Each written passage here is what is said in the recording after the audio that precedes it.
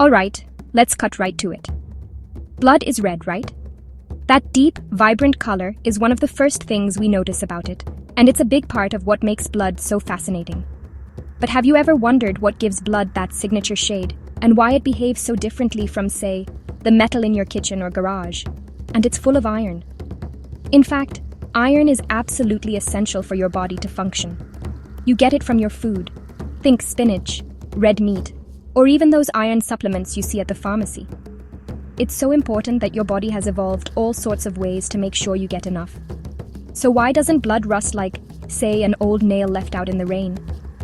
I mean, it's a fair question. After all, rust is just oxidized iron. We see it everywhere, on fences, tools, even cars. So, what's stopping our blood from turning into a rusty mess every time it meets oxygen? So shouldn't all that iron in our blood turn us into walking, talking rust buckets? It almost sounds like a scene from a sci-fi movie, right? But thankfully, that's not what happens. Here's where biology takes a wild turn. The iron in your blood isn't just floating around, waiting to react. Nope. It's locked away inside a special protein called hemoglobin. This is one of nature's most ingenious inventions. Hemoglobin is like a high-tech armored truck, carrying iron so it can bind to oxygen and deliver it all over your body. The iron is tucked deep inside, shielded from the outside world, and that makes all the difference. It's a molecular fortress, keeping the iron safe and sound, and making sure it only reacts when and where it's supposed to. Now, rust happens when iron meets oxygen and water. But in blood, the iron forms a tight bond with the protein. This bond is so strong and specific that it prevents the kind of uncontrolled reaction that leads to rust.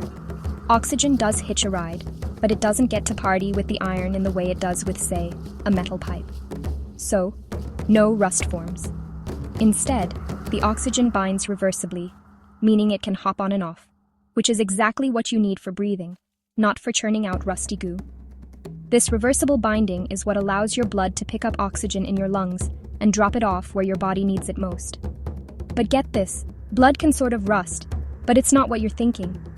When blood leaves your body and is exposed to air, something interesting happens. When blood is exposed to air, like if you get a cut, it turns darker and sometimes forms that brownish scab. That's the iron in hemoglobin oxidizing, but it's not true rust. It's just a similar chemical reaction. No flaky orange mess. Instead, you get a protective scab that helps your body heal, not a pile of rusty flakes. Plus, your body has another trick up its sleeve. Free iron is actually toxic. Yikes! So your system works overtime to keep iron tightly controlled. Specialized proteins grab onto any loose iron, making sure it doesn't cause damage or trigger unwanted reactions. Any stray iron gets scooped up by proteins, locked away, and kept safe. This is a constant process, happening every second of every day, and it's one of the reasons your blood stays healthy and rust-free. So, next time you see a rusty bike or an old fence, remember, your blood avoids that fate thanks to a billion years of evolutionary hacks. Nature has spent eons perfecting this system, making sure that iron is used for good, not for turning you into a walking pile of rust. Nature figured out how to use iron without letting you rust from the inside out. It's a delicate balance, and it's one of the many ways your body is way more high-tech than you might think. Pretty wild, right? If you love digging into life's little mysteries, hit that subscribe button, and let's keep exploring the awesome science behind the stuff you thought you already knew. There's always more to discover, and who knows what other secrets your body is hiding.